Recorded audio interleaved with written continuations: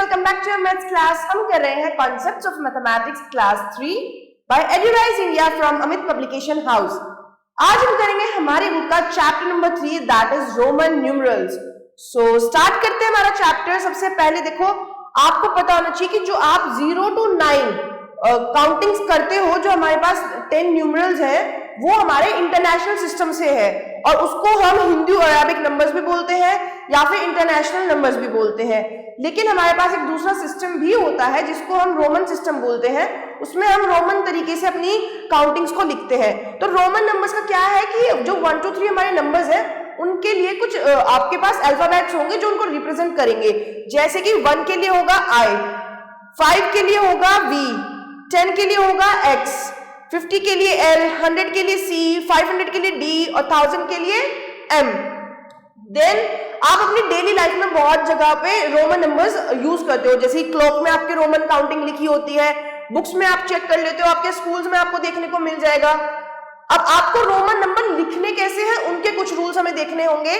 जैसे कि आप किसी भी नंबर को 3 बार रिपीट कर सकते हो, बट उसमें भी कंडीशन क्या है, आप I को और 10 को, दैट इज 1 को एंड 10 को ही रिपीट करोगे।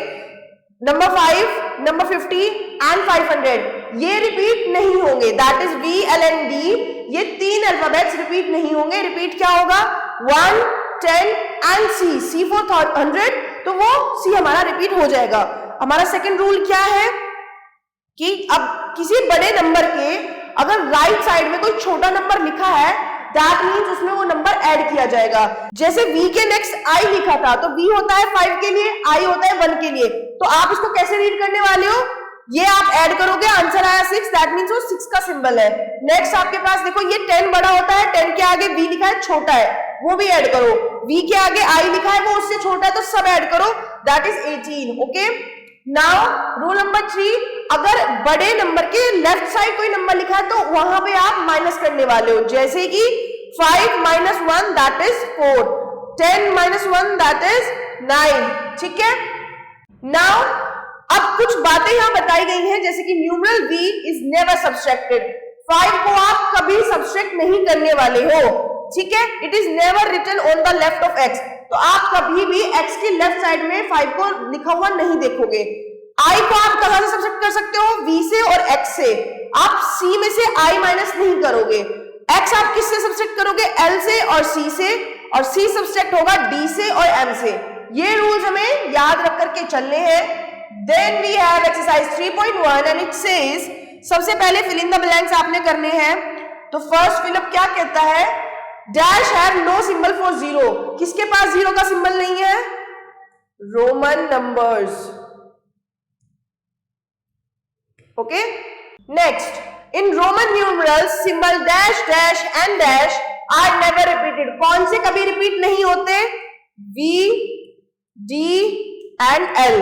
और कौन से रिपीट हो जाते हैं, I, X and C। A symbol can be repeated a maximum of 3 times। बस मैक्सिमम आप उसको 3 बार रिपीट कर सकते हो।